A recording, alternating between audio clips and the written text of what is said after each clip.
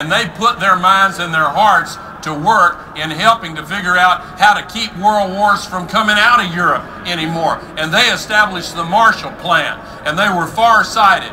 General Omar Bradley at the end of that war said, "It's time we steered by the stars and not by the lights of each passing ship." And we had a bipartisan agreement that lasted for decades, where we rebuilt Europe and developed the basis for prosperity and unification and peace. And there hadn't been any world wars coming out of Europe anymore. Well, now is such a time for us to look ahead at how we can best protect our national security by preventing future wars. And we've got to take stock of the fact that we've had too many wars that just happen to take place in the region of the world that have those big giant reserves of oil that dominate the world oil market. And we've been over there for plenty of reasons, but that's one of them. And we need to become less dependent on foreign oil and less dependent on carbon-based fuels.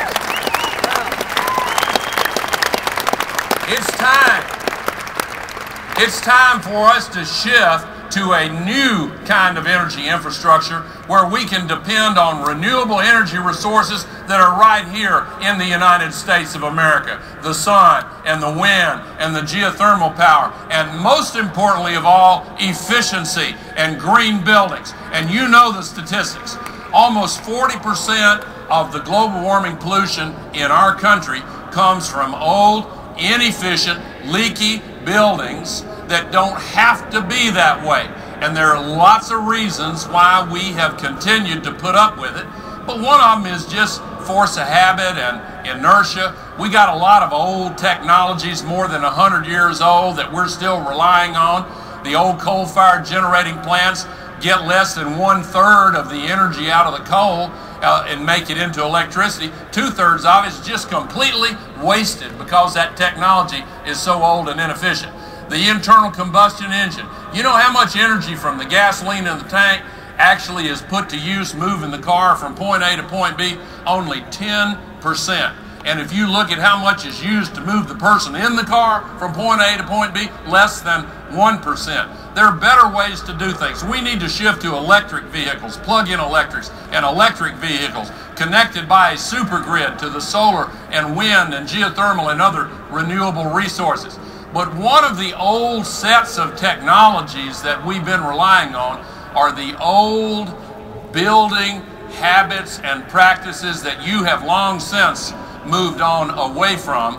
But it used to be in an era where nobody thought about the cost of energy, that they just put the 2x4s and balloon framing and the minimum amount of insulation and the cheapest windows and the cheapest lights and the cheapest appliances, and the first purchase price drove everything, and then the owner or the operator or the leaser had to pay the annual energy cost. Then when energy prices started going up, that way of thinking began to change. But there had to be something to fill that gap between the incentives that were driving some of the builders that had just continued with the old ways and the old habits, and the incentives that were important to the people who were going to be inside those buildings. And you have helped to bridge that gap by coming up with standards and by coming up with an organization that gives you the knowledge and the opportunity to benefit from the experience of your peers in learning about these new techniques,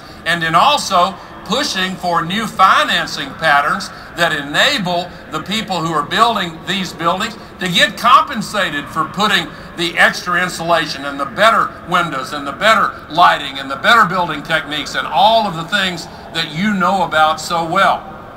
That is one of the key ways that we're going to solve this climate crisis. I just published a new book this past week called Our Choice, A Plan to Solve the Climate Crisis. And I appreciate the fact that some of you all have that. And at the very end of this book, I've got an optimistic letter. I've got two letters to the future. One where we try to explain why we didn't act, and the second one, which is much longer, how we explain how we did act. And I just want to read you one paragraph that says this. It talks about engineers and developers and architects developers and construction companies began to design and build zero carbon structures. It became a point of pride. We thought of you, talking about the next generation, but we took pride in what we were doing for ourselves. Slowly at first, then powerfully, a sense of shared purpose arose among us. It lifted us and encouraged us to make bigger changes in industry, agriculture, transportation, even the design of our cities. Ladies and gentlemen, this is a movement in spite of the continuing economic stress, in spite of the continuing struggle over the laws that need to be changed, and the old centers of power that continue to benefit from the outdated, obsolete patterns of the past are digging in their heels and trying to resist. Some of the oil companies, some of the coal companies, some of the coal-burning utilities, some of the ideological extremists don't want to have any kind of change, any kind of standards. But the future is coming at us, and we have got to accept responsibility for what needs to be done.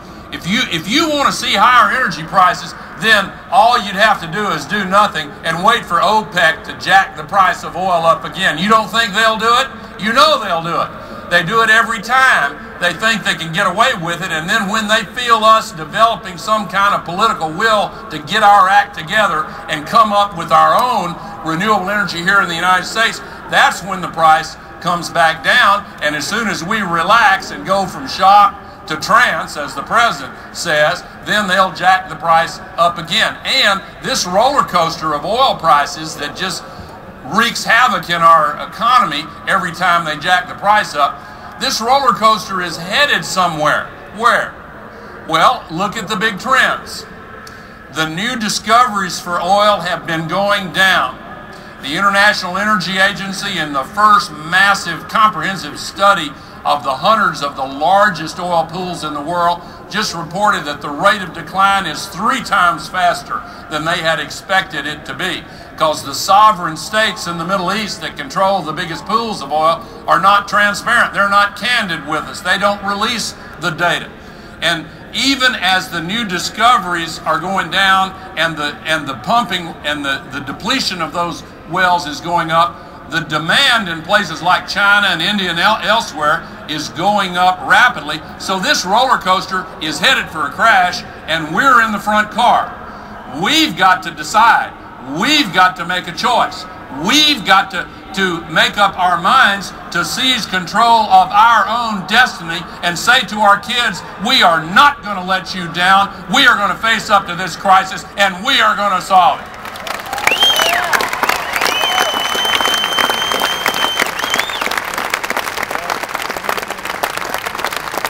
The U.S. market for green building products and services has gone from $7 billion in 2005 to $12 billion in 2007 to $60 billion next year. It is on the way up.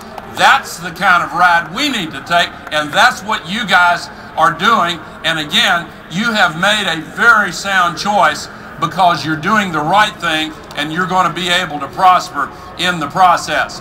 All over this world, we are seeing the same kind of thing. Now, I want to make a couple of points about a few things that I think are important that sometimes get left out.